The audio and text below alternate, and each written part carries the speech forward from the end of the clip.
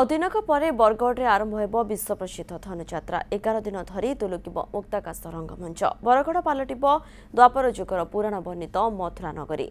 मथुराधिपति चालिब महाराज कंसଙ୍କ राजती। अंबापाली पलटिब गोपपुर एवं उभय सहर मध्य बहि जाउथिबा जीरा नदी पलटिब जमुना।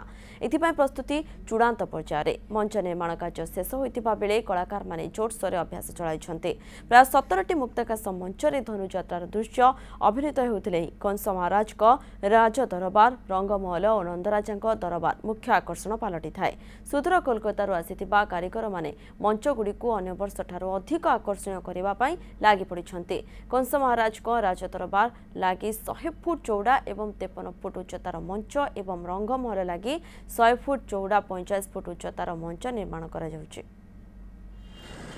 हमर पूर्व राजा महाराजा मानकर जेमती घर थिला द्वापर युग रे जेमती तमे महल थिला से महल टा लुक देबा लागि हम चेष्टा करू थरो गुटे किछि नुवा करबा लागि बरगढ़ पब्लिक के देखाबा चाहिए गुटे तमे राजप्रसाद जनता गुटे राजा महाराजा रा जेमती होउतला गो से स्टाइल गुटे करू थरो।